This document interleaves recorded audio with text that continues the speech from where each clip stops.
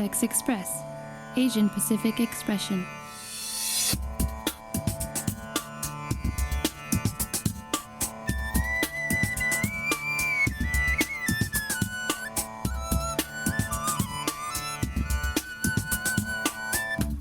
Community and cultural coverage. Music and calendar.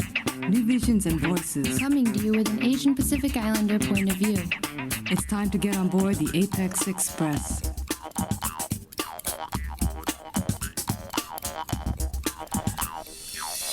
Welcome, fellow travelers, to Apex Express. It's been a minute, but in case you don't remember, my name is Swati Rayasam, and I'm going to be your conductor tonight. I have been very excited about this week's episode for a few months because tonight Apex is featuring Convergence magazine's Block and Build podcast.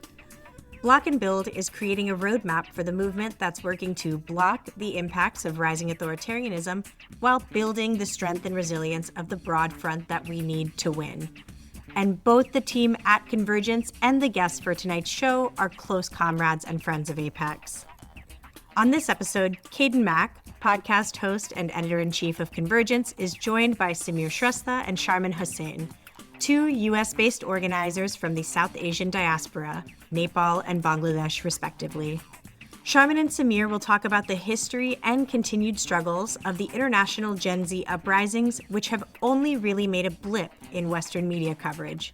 They'll discuss the history of those movements and the political conditions which created them, as well as help us understand how Americans can be in meaningful solidarity with people's movements abroad. Without further ado, I'll hand it over to Cayden. Over the past few years, a series of popular uprisings across the world have been described by mainstream media as the Gen Z uprisings, movements led by young people and described in Western media as generally being against government corruption. These movements have been most notably visible in our own media due to their use of technology, including platforms like Discord and TikTok, and internationally consistent adoption of pop culture symbolism. But these movements didn't come out of nowhere, or out of just the internet for that matter. Understanding their origins and the elections that have resulted from their successes can shed light both onto the international struggle against authoritarianism and the challenges that we face building an alternative. In this episode, we're looking at two countries in particular, Nepal and Bangladesh, where popular uprisings in the summer of 2024 and fall of 2025 have led to elections this year.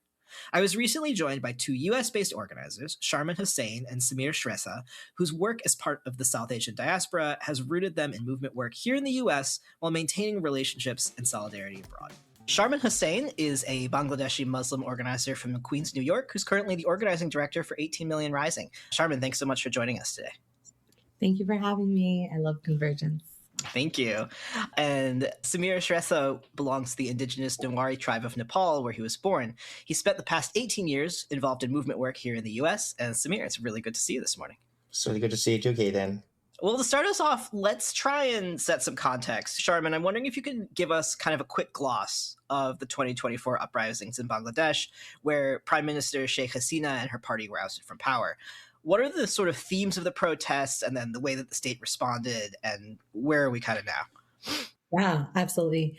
Thank you so much for having me. It's an honor to talk about my country and all the amazing things that happen, because I think the global South really forges like new possibilities as far as like what we can do and consolidate as far as power goes. So today is actually March 26th, and it's Bangladeshi Independence Day, coincidentally. Happy Independence Day. Happy Independence Day. I find it very serendipitous for us to delve into this layered and complex history of the student movement. So the Bangladesh student protests of July 2024 were deeply rooted in systemic inequalities that the young working class and the poor faced. Nearly 32 million young people were actually out of the workforce or education in a population of a country of 170 million. So that's a pretty significant number. And so that issue was a focal point for widespread discontent in the country. In July of 2024, the High Court of Bangladesh actually reinstated a quota system for government jobs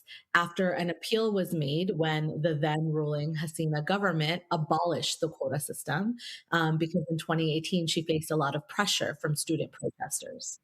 But this quota system is really interesting and it represents a lot. It reserved 30% of government jobs for descendants of freedom fighters.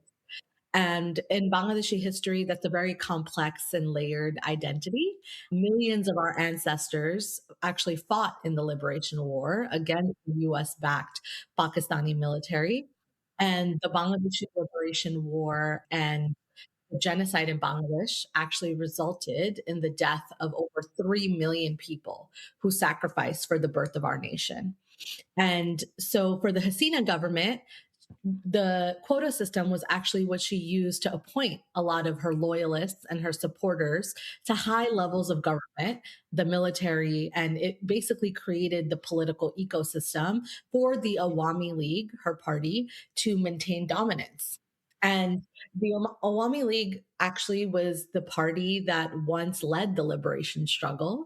And over the course of 15 years, we actually saw how much they consolidated power through political repression, the Digital Security Acts that was surveilling and targeting freedom of speech, as well as the corruption and fear that they stoked against their opposition. And these government jobs, like most of us, it represents many things. It represents the government's responsibility to take care of poor people, economic and political opportunity. And it also represents like the corruption and the authoritarian rule of the Awami League and how they were rigging elections and how the court systems and even entrance exams for the Bangladeshi civil service were actually regularly leaked and compromised. And so within that background, that's when you have the Students Against Discrimination movement take the streets in July, demanding fair access to government jobs.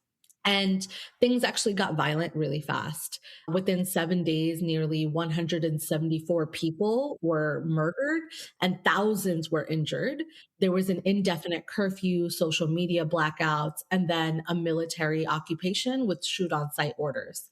And of course, the bullets that were raining upon Bangladeshis were US arms. So students were terrorized by these vigilante groups that were collaborating with the Bangladeshi police. And these student groups were actually organized by the Bangladeshi Awami League. These student groups were notorious for repressing student elections, sexually assaulting students, really threatening people that were running for student elections. And so there's already this like vigilante ecosystem that exists within the campuses that was weaponized during the student protests. And then you have a climax moment on July 14th. Sheikh Hasina went on television accusing the students of being Razakars. And Razakars are collaborators of the Pakistani army. And it's a very derogatory term in Bangladesh, and it refers to people who support the Pakistani military's operation to suppress the Bangladeshi Liberation War. They're also accused of heinous crimes. And so when students were accused of being Rajakars, it like lit a fire. Millions took the streets that day, and they were like, oh, hell no. Like, how dare she disrespect us? Well, there's thousands of people who are on the streets, blood everywhere. Rickshawalas are having to pull students into hospitals. There's just so much violence happening on the ground. And so on that National Day of Action, July 15th, clashes happen. Multiple deaths are live streamed. And one of them, Abu Saeed, he was a university student at Rangpur University in Northwest Bangladesh, really galvanized the country because we watched this student who is not armed surrender and get shot by the Bangladeshi police. And we know what these spontaneous moments of violence do to the public, right? It usually always sets fire to another wave of social protests and action. And so then millions start marching to Sheikh Hasina's home. And really, her brutal and arrogant response sealed her fate.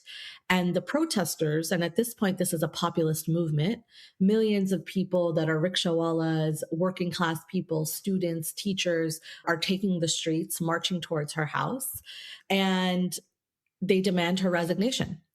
And on August 5th, within 36 days of the movement, she resigns and flees to India, our neighboring country. Over 1,400 people have been killed under her brutal repression. And so that's some of the background of the student movement. And we can talk more about some of the dynamics of it.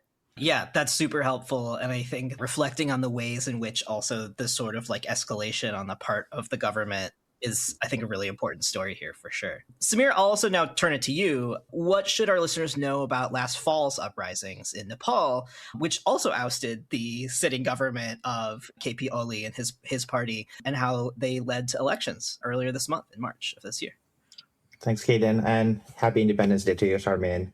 I am somebody who was born and raised in Nepal and am spending most of my life in the diaspora now, and I want to name the limitations of my understanding of what's going on in Nepal because of me not being on the ground organizing with the masses. And I want to honor the work that's been happening in Nepal on the ground. But one of the big things that's really is important to name is that it's only been 20 years since we abolished monarchy, 2006, right? That is a big thing for us to understand. And the party that was in power and has been in power since was the party that has been organizing our movements, and that is the organized left in Nepal, and like really betrayed our people once they got into power, right? And like started kind of veering towards the right once they got in power. So 20 years later, the economic conditions of our people on the ground are really dire. There's no jobs available. People are migrating. A lot of our folks, one of the biggest source of economy and source of money for our people back home is like migrant work in Dubai and traveling to Dubai, Qatar, and working under very bad conditions. So that's one of the big things that's also been informing a lot of the consciousness of our young people in Nepal, right? And then one of the other things that's named really important is, so since the elections in 2006, the Communist Party, the Congress Party, and the Maoist Party they're the only ones who've been in power for the last 20 years. And these are all old upper caste men, even though they were the ones who were leading the movement and were organizing our left.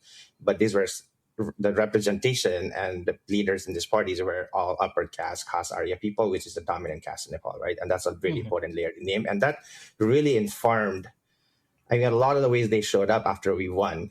And that's one big question that we always have in the left, right? What do we do after we abolish monarchy? What do we do after we win? And we haven't figured that out too, as does any other movements, right? And 20 years later, the frustration is on very high against the status quo. And there was a lot of, obviously there was a lot of inspiration from Bangladesh, like Indonesia, and like the uprisings there. And like this one thing started trending. The young people started organizing around Nepo babies. There's you don't have access. You're going to take our access away from social media while your kids and people who have connections to you and have access to you are just posting about the lavish life they're living abroad and in my homelands, right? So that's one of the places where it started. And once that started, there was online campaign, and there was already conversations around banning social media in Nepal, and they were finding different ways around it, and that really escalated the way people really responded to the situation. Is once they started organizing around Nepa babies and how they were getting momentum around that, that's when exactly the social media ban went into effect, right? And that's really important name because one of the biggest pet peeves for me as a diaspora person has been this idea of people only started the uprising and took the streets because of the social media. But all of these other things really added up to it. That was just the point of escalation, right? So fast forward, people started organizing on Discord. Also, the irony of it is that was one of the apps that was banned in Nepal, and people started organizing in Discord, and also want to name the reality of the only people who had access to Discord are also privileged folks like us, younger upper middle class people. So we were not really getting folks from outside Kathmandu and from our villages and from rural areas, right? So they didn't really have any say in what the organizing would look like. So it happened very organically, very decentralized. So there was a call for people to show up at Maitigar, which has been a popular protest space in Nepal for a very long time, and which is at the center of Kathmandu. So there was a call out September 8th. A lot of folks came out, and then people from outside Kathmandu that couldn't make it to Kathmandu started coming in big numbers. And the goal of the protest was peaceful protest, right? And one of the things that happened, don't quote me on this, but my understanding of it from talking to people there is a lot of political parties who were the opposition from the Communist Party at that time started infiltrating the protest, and the protests started becoming quote unquote violent, which was not what the young people wanted. So fast forward, that led to 19 deaths on the first day of the protest, which led to the home minister resigning at the end of the day. But Oli, the prime minister, is so arrogant and really didn't figure out the power of young people and how they could keep mobilizing and organizing. He decided to just downplay them and say, I'm not resigning. which led to more heightened, escalated protests the second day, where people started marching to the parliament buildings and started burning down buildings. And people got to a lot of like the political party leaders home and started burning them, and really started holding them accountable. And also there was videos of clips of like people twerking into people's homes, and like Sharmin Deuba, who has been in power for the last 20 years in different ways, who is considered one of the most corrupt leader in Nepal from the Nepali Congress Party, got attacked by the protesters. So fast forward, more escalation led to like 52 more deaths, and the Olive party finally decided to resign at the end of that night, and that's when curfew was imposed by the army. So that led to like a total of 72 deaths. I want to name like in just 2 days of mobilization and 2 days of organizing, because sometimes in the left we don't understand. We talk about the similarities of our struggles, but we don't really talk about the conditions that led to it, and like the lever for the risk that our folks leverage to be able to topple the government, right? So I just want to name that out loud and honor that part of like how people like really leverage risk.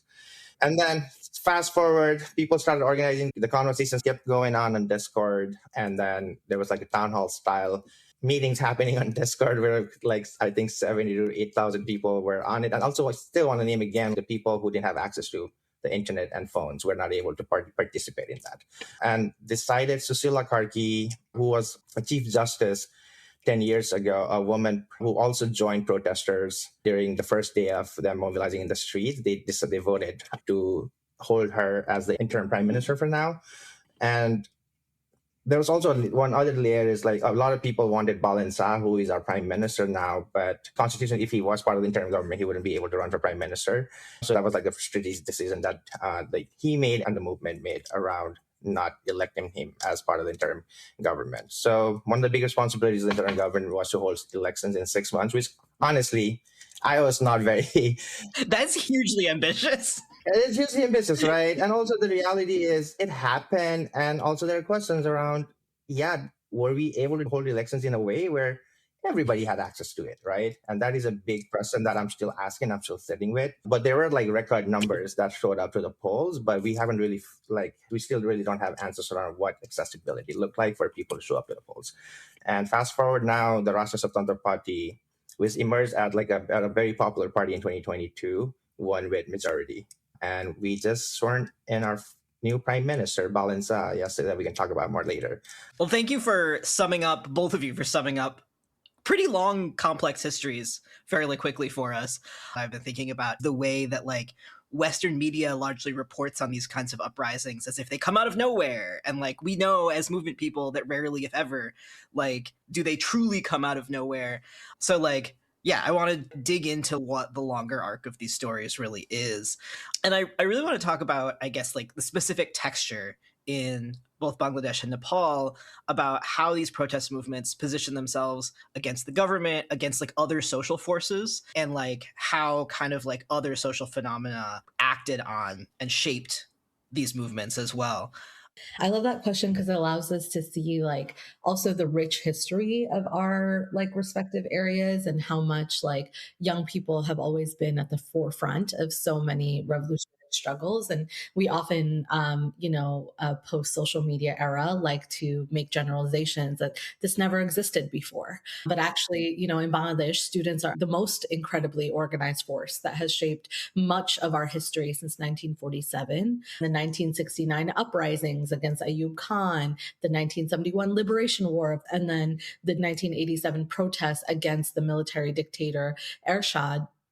And then later, our return to democratic governance in 1990 and the road safety protests of 2018, which actually laid the groundwork for so much of the student frustration with the government not being able to keep students safe because of road safety issues and just the general mismanagement of transportation and public resources. And so the campus has always been a key space for the pulse of the nation, but it's also a key space for goons and vigilante groups to organize their forces. So The Bangladesh Awami League has their faction, the Chhatra League, and then there's, the Jamaat-e-Islami, which is the right-wing Islamist group of Bangladesh that has been growing, has their faction, the Chhatra Shibir, and then the Bangladesh Nationalist Party, which, has been in opposition to the Awami League, also has their goons on campuses.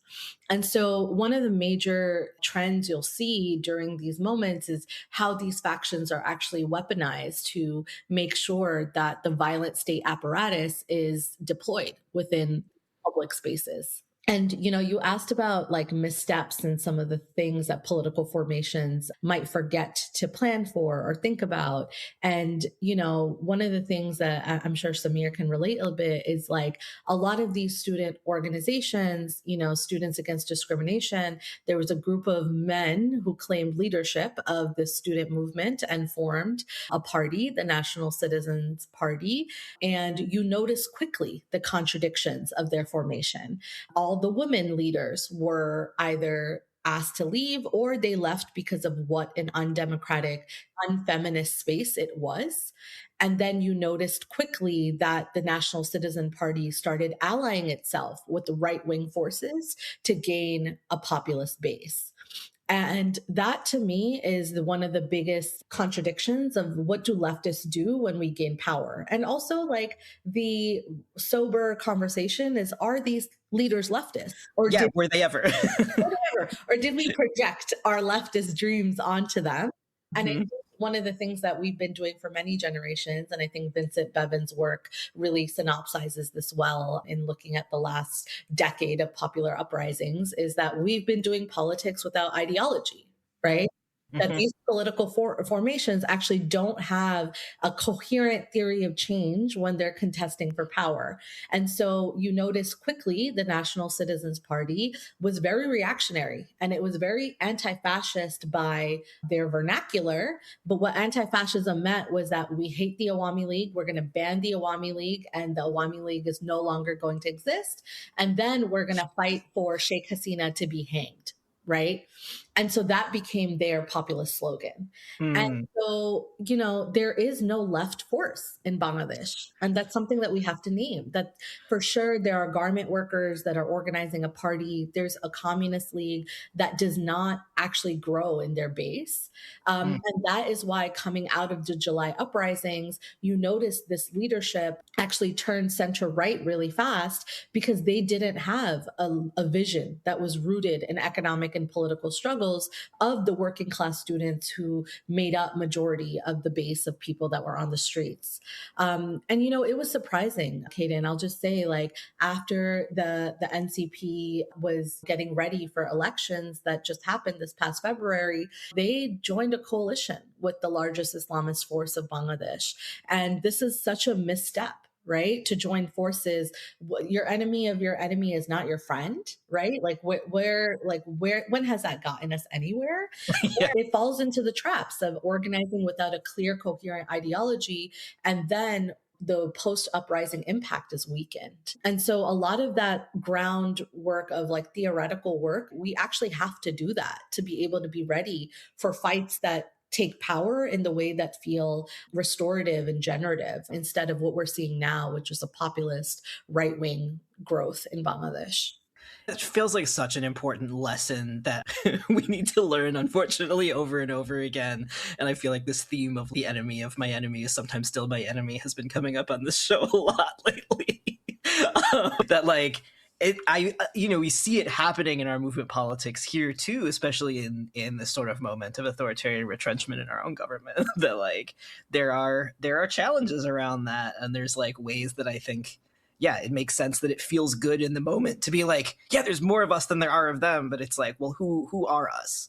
Like, what is the us that we're talking about? Samir, I will pass it to you to talk about, I guess, some of the texture that we should know about the protest movement in Nepal and like what are the ways that other social forces also outside the state have shaped the way that the protests have played out there.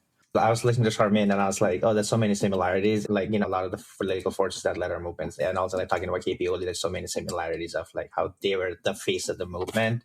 And as somebody who really admired KPOD because, he was part of the social movement left. He was part of the first people's movement struggles that happened in the 90s that got rid of absolute monarchy. He was the face of the Communist Party. He did take up arms, right? So all of the tools that our revolutionary histories have used to find liberation, right? So he used a diversity of tactics. Like he started as somebody who believed in picking up arms, and then he led a people's movement in the 90s of like with other political parties to get rid of the panchayat system, which was a system of absolute monarchy and where all the political parties were dissolved by the king from the 1960 to 1990, right? But one of the big things that I think we didn't think about when our movements were being led, when our movement ancestors were organizing and like really thinking about is like, what does identity mean for our movements? There's political forces, the social movement parties that are leading our people and organizing our people. And they did the organizing that happened in Nepal, the door-to-door, the base building that happened, that was done by political parties, right? Which is true, and we need to name that layer too. And I think one of the things that we're missing in this moment right now is we have been so frustrated by the last 20 years of governance by these forces. We want to forget the political history of how we got here, right? And that has been one of my big critique of the young people in Nepal, right? And for me, I also think about it as somebody who's getting older and also had access to my dad who was part of this movement, right? He was a big force as part of the Communist Party and now is heavily traumatized because of the way he got betrayed by his comrades, right? And I think one of the forces that I was talking about identity is like all of these political forces were led by upper caste Brahmin men, and there was no indigenous representation. So finally, in 1990, we were able to get rid of absolute monarchy.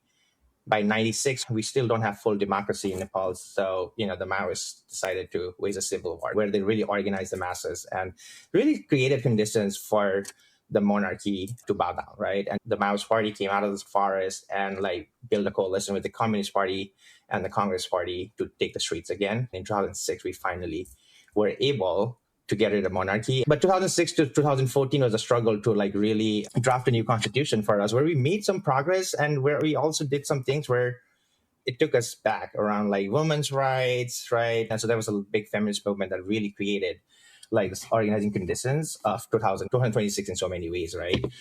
And one of the things that we were seeing during the last 20 years is what's happening is all of the communist parties, the people who led our movements and uprisings were veering towards the right? Because they consolidated more power, like, exactly what happened with Bangladesh. They consolidated more power where, they could stay in power for long. The indigenous folks were part of the struggles and the uprisings in the 100 years of our movement struggles. But once we won and the Communist Party got into power, they started like pushing policies that would not benefit indigenous peoples, right? And then one of the big things that Nepal wanted is federalism, in terms of like one of the big critiques of Nepal has been the government is so centralized in Kathmandu. Other people outside of Kathmandu really don't get to take part in politics. And so federalism was one of the big things that we pushed for, right? At indigenous struggles, that is the one thing that we pushed for so that we can govern our homelands. And that was the one thing that Oli was like against too. And that was also one of the reasons why it became less and less popular, right? But one of the things that's 2026 was, I think it's also really important to understand is the 2026 uprisings were led by youth who I believe, I dare to say, didn't have the full understanding, the political understanding of our political histories in that way. And there's this like disconnect in terms of like, it's hard for me to bridge the 100 years of left in Nepal and like, this youth uprising that's happening in Nepal that has no connection because it's not an organized group, right? It's very decentralized. Right. It happened on Discord. And that is one of the big questions we have now is like, how do we, as young people, the young people who led these uprisings, how do they stay organized, right? And that is a big question we don't have answers to, right? The movement histories and, the last 20 years has been very traumatizing, but there's also so many lessons and so many beautiful things that happen during the organizing, right? So how do we make those connections? How do we ask those questions? How do we talk to this feminist group? How do we talk to like workers, right? We need to figure that out. And I think one of the big things like Sharmin talked about too is like the student movements were a big part of how we got liberation in Nepal. And the student movements are like directly connected to political parties because they have the student wing. But that also doesn't mean they are not organized. Yes, they were organized and they really figured it out, but they have gotten corrupt. There's goons there, there's only men there. And like, how do we really ask those questions as a movement now and start building on some of our social movement histories? And that's a big question. And I haven't heard anything. And I'm very curious what's going to happen on that. And I've been sitting with that a lot too. Yeah, no, I mean, I feel like thinking about the challenges in remembering and then sometimes like having movement history misremembered to us by people with motivations. I can see how in that way for these young people who are getting organized, who are like trying to figure out what they want from the government in the future, there's some real delicate territory for them to negotiate around, like understanding themselves in a lot of ways as political and historic actors, which is really interesting. You're tuned in to Apex Express on 94.1 KPFA, 89.3 KPFB in Berkeley, 88.1 KFCF in Fresno, and online at kpfa.org. One of the other trends that I would love to talk about is this Western media trend where an uprising happens somewhere, a protest movement happens somewhere, and they're like, oh, there's an interim government. Great. And then like in the US, we don't hear anymore. The establishment of an interim government is, first of all, deeply informed by the social movements and social forces that are already moving on the ground, and also glosses over the way politics is done in a particular place. I'm wondering if there's stuff that you've noticed that has really been lost from the international media discourse about the politics of both Bangladesh and Nepal since the sort of student uprising moment, and if there's stuff that you've been seeing in this like interim government moments that you're like, oh, this is something to watch out for, like this is something that we can draw some lessons from. Yeah, well, in Bangladesh, we had a United States favorite, Nobel laureate, Muhammad Yunus, as our interim government. And I think what's so fascinating is that, he is the world's sweetheart because he created this microfinancing program that is a program that they say, empowers the poor people. And we know that in practice, it actually did not reverse poverty, and it actually left millions of people in more debt than they originally were projected to gain. And so I think what's very fascinating about having such a pro-capitalist figure that is a sweetheart of empire, it spoke to his legacy in office.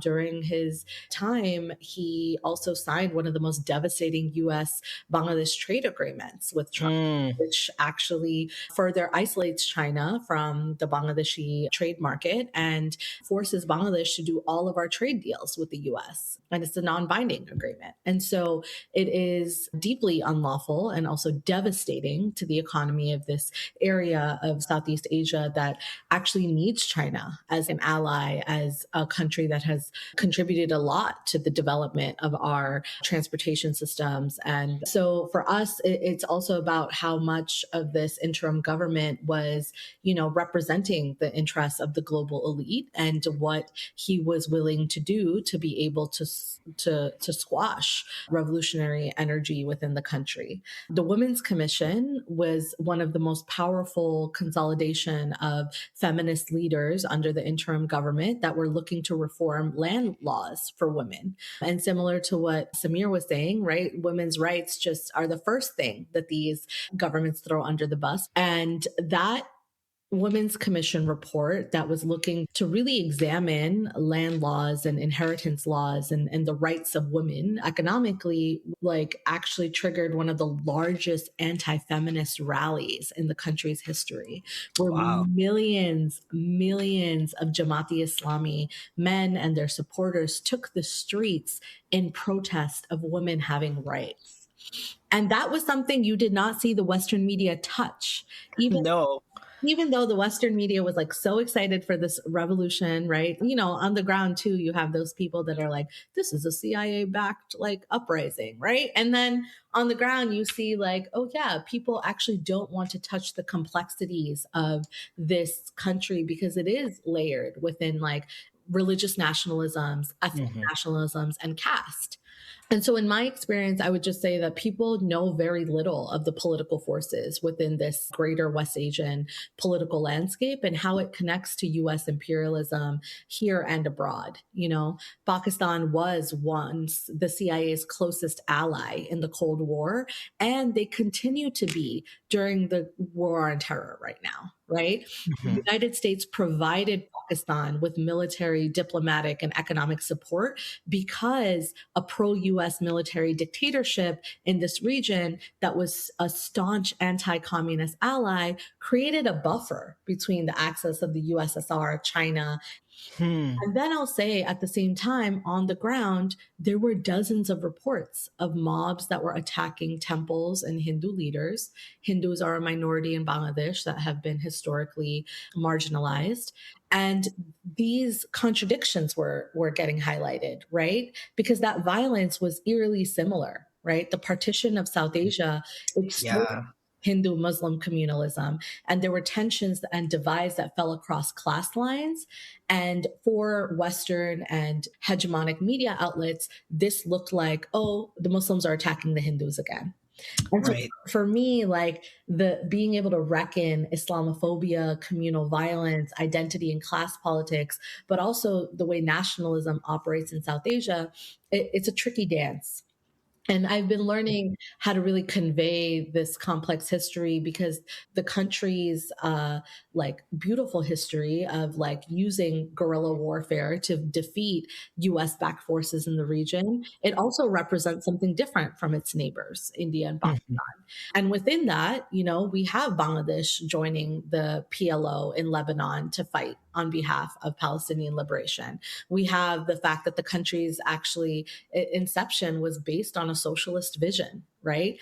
And it's now one of the fastest growing economies in the world with the fast fashion garment industry that's also ravaged by climate crisis and mass displacement. And so for me, it always just comes back to anti war and anti imperialism, like all the nodes of my brain, because I'm like, here's this US global death making machine and this defense industry that sells tear gas shells to my country and sells Israeli surveillance technology to my country. And then there's this Bangladesh trade agreement that Trump was able to wager during this vulnerable moment for our country. And it's at the core of all the political and economic violence within my country. And so the neoliberalization of our campuses and what these students are facing is because of the war economy. And so I just like zoom out in those moments and I'm like, oh, this feels very much so like Cold War politics and the aftermath. Yeah, like the politics of the Cold War have just simply never left us. Mhm. Like they're still here, and it's like we've sort of swapped in China as the big bad in a lot of ways. Right. Samir, I wonder if there's stuff that you've been seeing about the interim government in Nepal that you think are worth our sort of examination as kind of like lessons that we can draw from what happens after the protest. And yeah, like how that has been part of the electoral moment also that we're in Nepal right now. Yeah, also the interim government was, what was it, like 5 months. I think we didn't really see a lot of work that happened from the interim government, but obviously one of the big wins of the interim government was they were successfully able to hold elections. And the Western media has only focused on Balin Saha, this quote unquote rapper, this charismatic guy who's 35 years old and is gonna lead. And then like Susila Karki, I mean, one of the big things that everybody is like, oh, she's the first woman prime minister of Nepal. And what does that mean for us? And, you know, this identity politics of like, oh, we finally got a woman president. And for us, is like when we talk about that's the only thing we see in the discourse. But the reality is she was also a woman prime minister in an interim government that she knew was going to last for 6 months, right?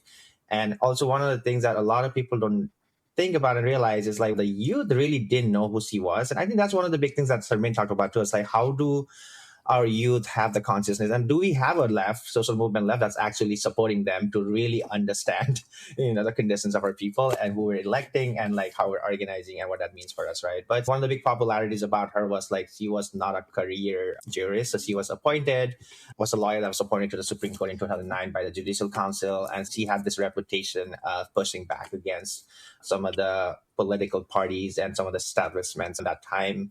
So that was like one of the big things that really lured our folks. There was this one interview of her that went really viral about how she talks about, establishment parties and how she challenged some of the status quo while she was, because a lot of times what happens with some of these appointments are people who are loyal to the parties, right? And that was the one big thing that really attracted a lot of her young folks to mobilize around her being the prime minister.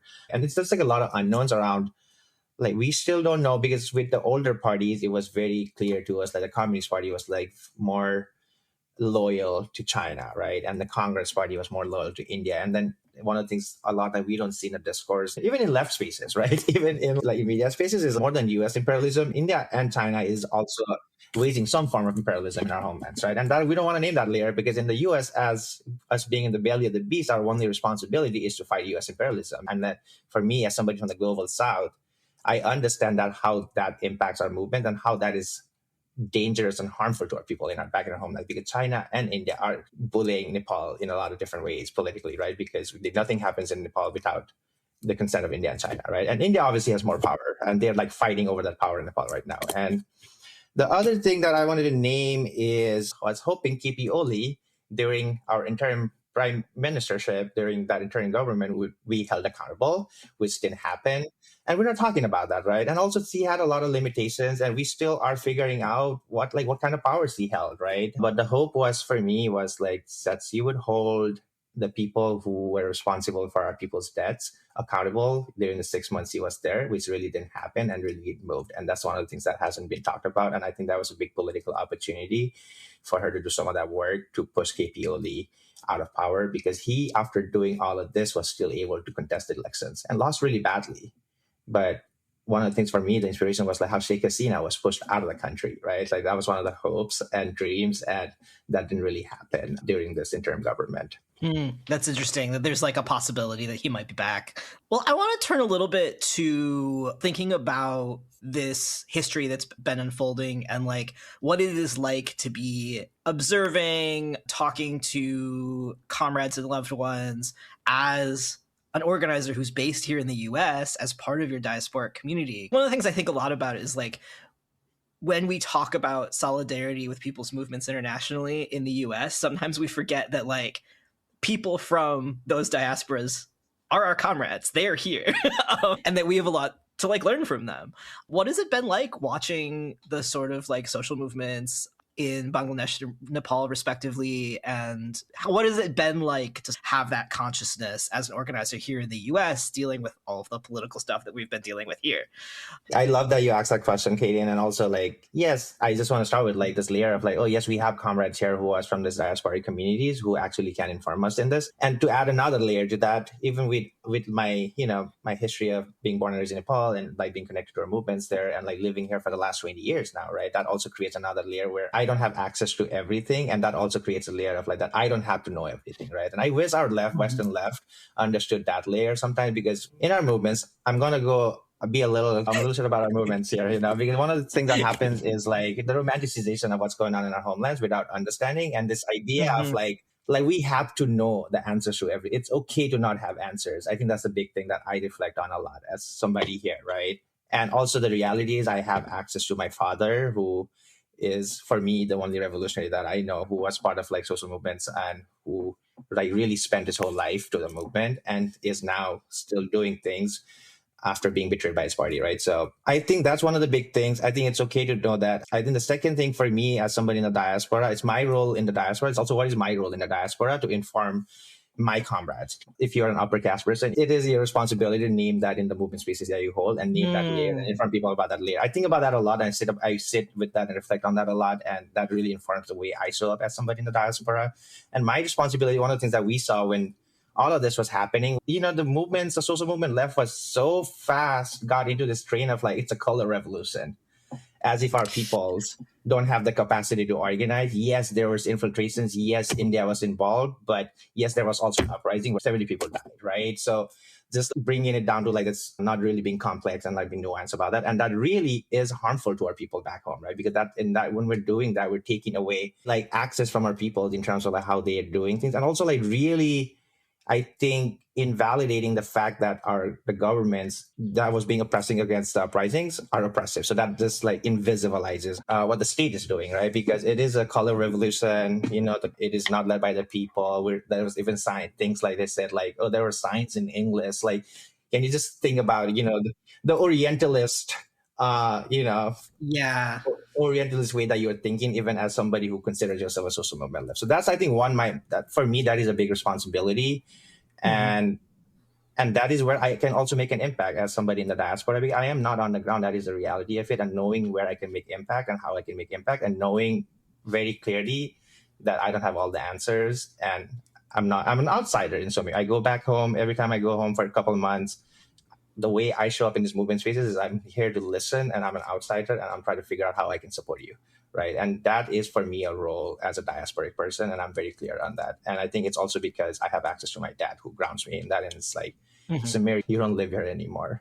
He will remind me very clearly. He's like, you don't live here anymore, and you need to understand that, and that's okay. And he will ground me in that, and that really helps me in terms of thinking of how I want to show up as a diasporic person. Yeah. No, that's really helpful. And I think that like this thing that you're describing about the sort of like in some ways like healthy, but in other ways sort of like overblown skepticism that US observers can have about uprisings, revolutions in other countries, just because like the word that came to mind as you were describing it was like infantilizing, right? That it's like as if people can't independently form their own political opinions without the intervention of the like global superpower is just sort of like baffling to me. You hit on something that like I think about a lot also as somebody who is like a generation removed from the immigrant generation in my family. I don't have a ton of relationships with my family who are in Hong Kong and China, but like how do I relate to that? It's very challenging. And I think that there's so much in like US like left social movement discourse that I'm just kind of like, I actually don't know how to relate to this as a diasporic person sometimes. Sharmin, I'm also interested to hear from you on this. Yeah. Similarly, I feel like there is this like relationality that it's pushing people that are here to really think about more clearly. I feel like some of the early 70s through the 90s was a very like symbolic type of solidarity that we had where, you know, we would do the cultural attire, the cultural associations, you know, the melas, which are like big fairs that we have in these hubs of like immigrant communities. And now I think the politics are coming back. Like I think after the July uprising, you actually saw solidarity actions popping up across hubs in, you know, New York and California where people were like, actually, this impacts me. And I want to talk about what this means. I want to talk about the cultural and political organizations that run this local community. And one thing that I really took back from the last 2 visits to Bangladesh is really learning the skills of talking to somebody who disagrees with me. Because I think in the United States, the left does not practice being able to engage, talk, even like be in relationship with people that might be politically opposed to you. And so when I go to Bangladesh, I'm actually surrounded by a lot of homophobes. I'm surrounded by a lot of men who like support the Awami League.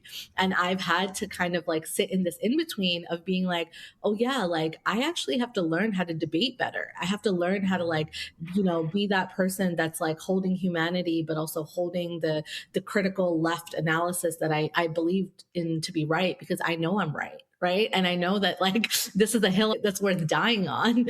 And I think with Mamdani's win in New York, like there's so many examples of how that like South Asian left politic that's actually talking about class exists within the DNA of our communities.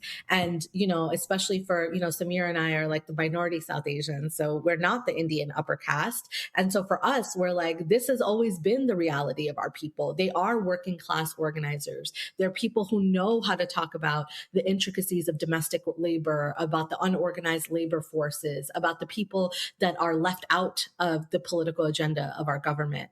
And so for me, like I really take some of the lessons that Drum is doing on the ground in New York around what it means to actually build a member base that's rooted in relationship, but also towards a North Star. And that North Star, it looks a little socialist. It looks a little working class. It looks very deeply rooted in a feminist, anti-oppressive politic. And I think for someone in diaspora, that's been the biggest growth area for me, where I'm like, how do I hold this vision and not lose hope that my people are not like all right-wing people that are out to like, you know, destroy me and my people, but we are in this center-right populist moment that will require us to do cultural shift. It will require us to do that like slow work of tilling the land, like Ella Baker's spade work. And, you know, a comrade of mine, Nafis, who's a brilliant writer at Jamhur, when I was talking to him about processing the February elections, he was just like, you know, I actually think like I'm seeing a lot of possibility right now because I saw what happened to Egypt after Tahrir where. And I saw where Egypt went and what a military dictatorship did to that country.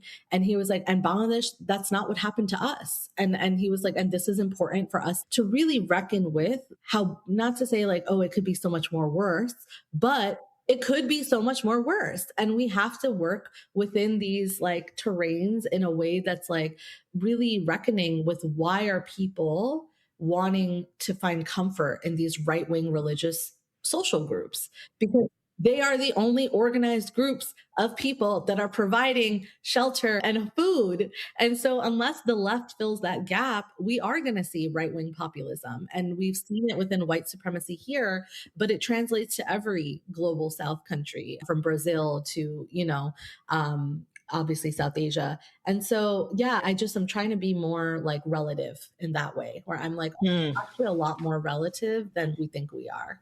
Yeah, that is such a good insight about like having to context switch across geography, across political context, like builds a really important muscle for us as organizers. This has been an absolutely fantastic conversation, and I've learned so much from both of you.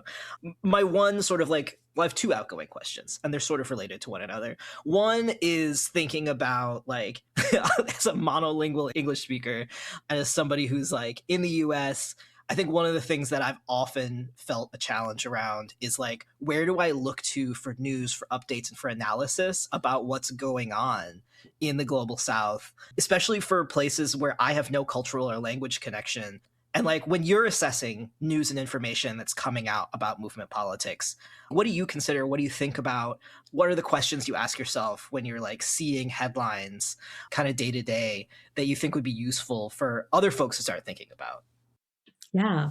I really think about like multiple nationalisms right now, that there's like these competing forces of like who gets to tell the story. And I always like to think about like how US interests, Chinese interests, or even like Indian interests are determining the news landscape right now. And I don't like to think about it, but I've been looking at so much coverage that feels very much like, yikes, like what is going on with our like news ecosystem? And unfortunately, I think we need to get back on Facebook. Like, I think that the fact that progressives and the left have left Facebook, like, I get it, fuck Meta. And Facebook is the main place for so much like organizing. And contest every space. get back on Facebook. Who cares if there are right-wing trolls on it? We have to create alternative like information systems that are like really amplifying to these networks and groups of people that are getting inundated with that information. And I think we're really lucky because there's a lot of leftist South Asian publications now, Himal South Asian, Jamhur. You could become a Patreon supporter and really be a part of these legacy South Asian left thinkers that are actually thinking about like the long-term arc. And they're contending with socialism. They're contending with the anti-communist like legacies of our organizations. And so I just really appreciate that they're doing political analysis with politics and not just focusing on like symbolic forms of like political analysis. So shout out to them and their hard work, because yeah, they're English media that is getting translated for this day and age, you know? Yeah, it was really exciting to me to like do a lot of the sort of like background for this conversation and find like English language movement media coming out of South Asia. I was like, this is so exciting. Like I feel like in some ways the thing that they're trying to do is like, they're kind of our comrades in a sense, right? Like they're trying to do a similar thing to the thing that we're trying to do at Convergence. And I was like, ooh, this is really cool. Like I'm bookmarking this. Yeah. So I don't know, Samir, do you have other thoughts about like what things US people should be thinking about as they're kind of assessing news and developments? Yeah, big ups in my magazine. I think that is a big source of information for me too. And also as somebody who struggles with reading Nepali now, which I'm very embarrassed of, it's really hard for me to get access to. I have to sit with my dad to like really go to some of the news articles, which, you know, my dad gracefully agrees. I think one of the big things is like, I do benefit a lot from his free labor. I'll just name that on this podcast. But I think one of the things I'll say is like, really like figuring out like, I don't know, like pushing through the binary of like what US imperialism means for Nepal and what also there could be other forms of imperialism that I named earlier, that Sharmin named too. And also right now, I think there's a lot of unknowns for us too, right? We have this party that was not part of the political establishment that came into picture in 2024. So we are still grappling with the idea of like, oh, what does this mean for us? Who are they going to be loyal to? And what does this mean for geopolitics in Nepal, right? So we are still sitting with that question. And there's some clarity around. I think one of the things I would say is there's a lot of excitement, even in the diaspora community, and my role in the diaspora also has been talking to some of my friends who are stoked about this prime minister right now, because we haven't built a left that is informing them of the nuances and like how we can actually figure out the critique of this person, right? Because for me, I think it's really important for the social movement left to understand, because even my friends, my comrades are sending me, oh, this rapper is a prime minister now. It's somebody that I trust and love, right? And I have to do the work of like, hey, this person has this history of governing in this way when he became the mayor of Kathmandu, where he was against poor people, right? He did some changes, structural changes that helped upper middle class people, and using that as a way to like really assess what he's going to do for Nepal. And I'm actually skeptical, right? He is somebody from the Madhesi movement, which is an indigenous group that is very marginalized in Nepal, but he also comes from a very upper class background, right? And that's also real. We have to name that. His party's ideology is to push us away from federalism in some sense, right? And also the reality is they had a majority, they won a majority because we didn't have a social movement left outside of political parties that would help us assess him, right? So I think that's the question. Those are some of the questions I would love people to ask, because I am asking those questions as somebody who's from Nepal and from the diaspora, and I check myself every time. And yeah, I will end it with like, it's okay to not have all the answers, and just, do some of that work of like reflecting on like asking yourself how you're taking in some of the information that you're seeing. And obviously Himal Magazine is a big source. And one of the Substacks that I would highly recommend too is, I think we could put it in the links later, it's called Column Weekly, which is on Substack. I have some critiques up there writing too, but that's really been helping me understand what's going on in Nepal right now. You both have been so incredibly generous with your time, and this has been such a rich conversation. I don't know if there are places also where, if our listeners want to follow your work, I don't know if there's organizations or places where you are publishing thoughts, either your own or organizationally, that you want to share. Sharmin, is there any place people can find you online? Yeah, for sure. We're building the Asian American left at 18 Million Rising. So you could follow us there. And I'm at Sharmin Ultra on all social media. And Samir, is there a place people can find you? I'm a very quiet person, but direct action has been a big part of our struggles in the last few years, and we're really thinking about like how we can escalate strategically. So I am part of a network of direct action trainers called the Ruckus Society. Hit us up. We do trainings. Go to our website, request a training if you need any direct action support. We love nerding out on action design and thinking about action curriculum and how we train our people to do action safely, and follow Ruckus Society. And I don't really have a social that's public, so that's so fair. I respect your choice not to be perceived. I mean, also, I'm not Sharmin. I feel I learned so much from Sharmin, so I just want to name that. And also just from what we're friends. Like we've done direct actions together. Like we've been arrested together. Like we're comrades. So it's just so fun to be able to talk about it. I really yeah. Thanks again, Sharmin and Samir. Absolutely a pleasure to talk, and I'm sure we'll talk again soon. Talk soon. Thank you, guys. Talk soon. Thank you, Cayden. Thanks, Convergence. Thanks so much for tuning in to Apex Express, and an extra special thanks to our comrades at Convergence Magazine and the Block and Build podcast. All of the show notes mentioned in the episode can be found on the Apex website at kpfa.org/program/Apex Express. Find out what Convergence is up to at convergencemag.com. We thank all of you listeners out there. Keep resisting, keep organizing, keep creating and sharing your visions with the world. Your voices are important. Apex Express is a collective of activists that includes Ayame Keen Lee, Anuj Vaida, Cheryl Trong, Isabel Lee, Jelena Keen Lee, Miko Lee, Preeti Mangalashekar, and me, Swati Rayasam. Thank you so much to the team at KPFA for their support, and have a great night. Gather around the wireless, folks. We've got exciting news from the world of radio. Radio Day by the Bay returns to Alameda on Saturday, July 18th.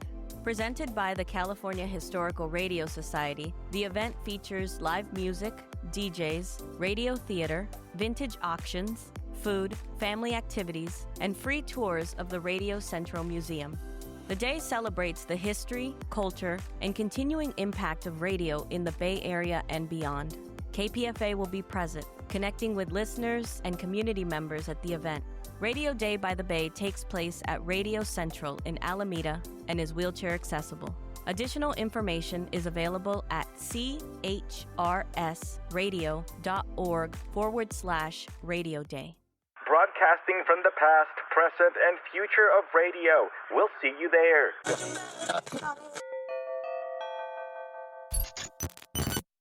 Base Command, all systems go. We are go for launch. This is when KPFA music takes over. Raw, eclectic, real. No playlist algorithms, no corporate formatting. Just sound that moves, shifts, and surprises. Jazz bleeding into cumbia. Folk crashing into noise. The underground rising to the surface. No two nights are ever the same on KPFA. Throttle up. This night has no ceiling. Find your groove at 94.1 FM, kpfa.org. KPFA broadcast engaged, holding steady.